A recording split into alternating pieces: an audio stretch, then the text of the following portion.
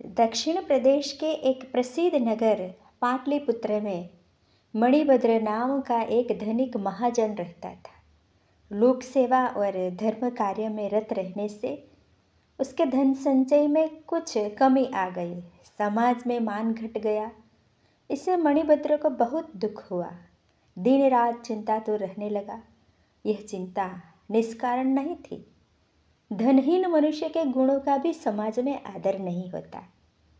उसके शील कुशल स्वभाव की श्रेष्ठता भी दरिद्रता में दब जाती है। बुद्धि ज्ञान और प्रतिभा के सब गुण निर्धनता के तुषार में तुम्हला जाते हैं। जैसे पतझड़ के झंझावात में मौलसरी के फूल झड़ जाते हैं, उसी तरह घर परिवार के पोषण की चिंता में उसकी बुद्धि कुंद हो जाती है। घर की घी तेल नमक चावल की निरंतर चिंता प्रखर प्रतिभा संपन्न व्यक्ति की प्रतिभा को भी खा जाती है। धनहीन घर स्मशान का रूप धारण कर लेते हैं। प्रियदर्शना पत्नी का सौंदर्य भी रूखा और निर्जीव प्रतीत होने लगता है। जलाशय में उठते बुलबुलों की तरह उनकी मान मर्यादा समाज में नष्ट हो जाती है। निर्धनता की इन भयानक कल्पनाओं से मणिभद्र का दिल कांप उठा। उसने सोचा, इस अपमानपूर्ण जीवन से मृत्यु अच्छी है। इन्हीं विचारों में डूबा हुआ था कि उसे नींद आ गई।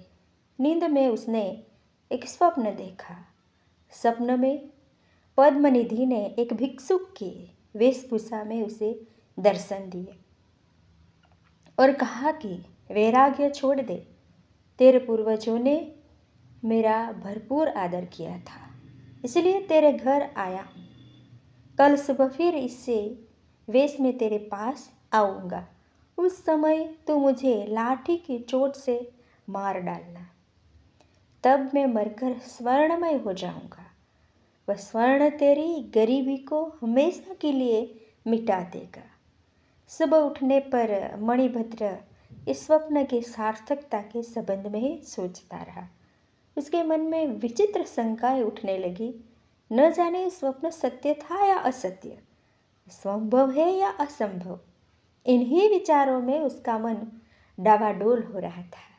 हर समय धन की चिंता के कारण ही शायद उसे धन संचय का सपना आया था।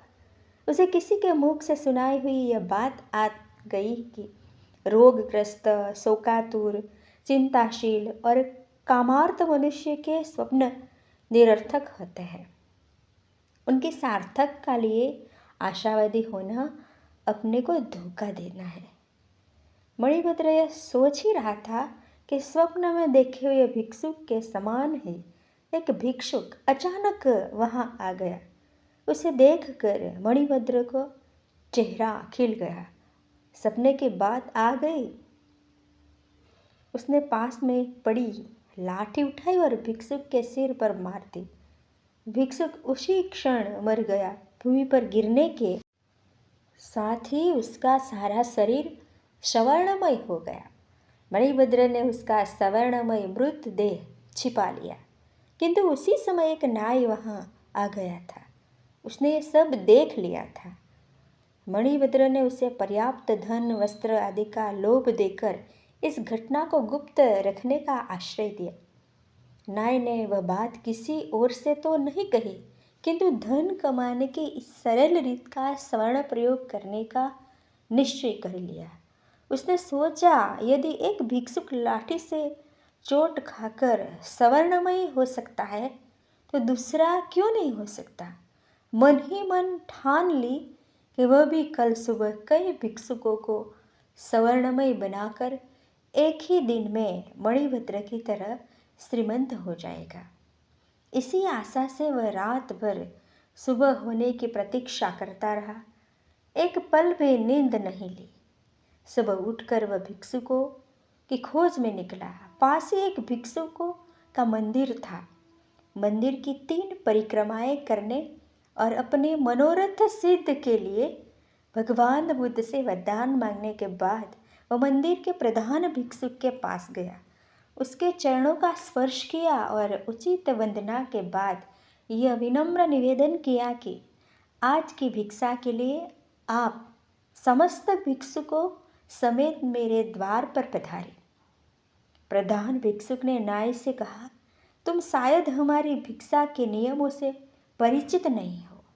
हम उन ब्राह्मणों के समान नहीं हैं जो भोजन का निमंत्रण पाकर गृहस्थों के घर जाते हैं।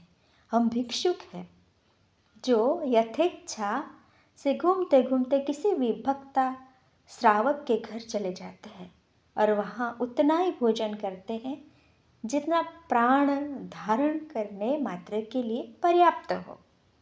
अतः हमें निमंत्रण न दो, अपने घर जाओ।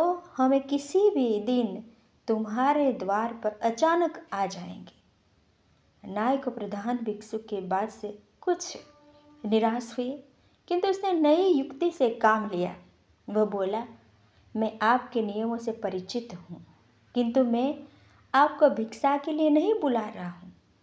मेरे उद्देश्य तो आपको पुस्तक लेखन की सामग्री देना है।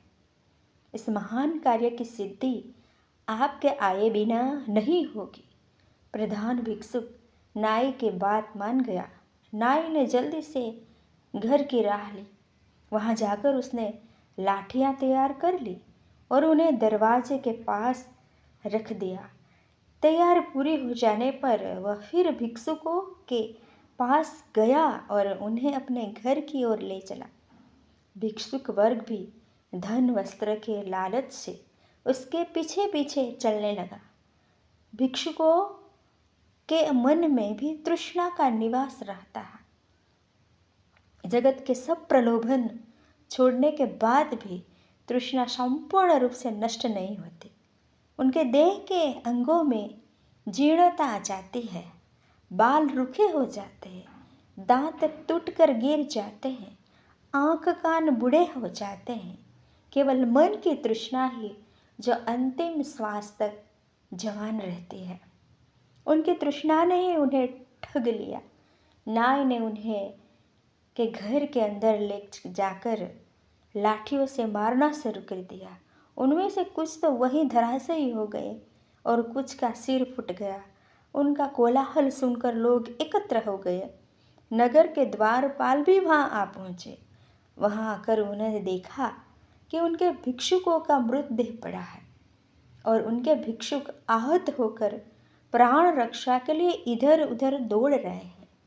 नाई से जब इस रक्तपात का कारण पूछा गया तो उसने मणिभद्र के घर में आहत भिक्षुक के सवर्णमय हो जाने की बात बतलाते हुए कहा कि वह भी शीघ्र सुवर्ण संचय करना चाहता था। नायक के मुख से यह बात सुनने के बाद राज्य के अधिकारियों ने मणिभद्र को बुलाया और पूछा कि क्या तुमने किसी भिक्षुक की हत्या की है? मणिभद्र ने अपने सपने की कहानी आरंभ से लेकर अंत तक सुना दी। राज्य के धर्माधिकारियों ने उस नायक को मृत्युदंड की आज्ञा दी और कहा, ऐसे कुपरीक्षित कार्य बिना सोचे काम करने वाले के लिए यही दंड उचित था। मनुष्य को उचित है कि वह अच्छी तरह से देखे, जाने, सुने और उचित परीक्षा किए बिना कोई भी कार्य न करे। धन्यवाद।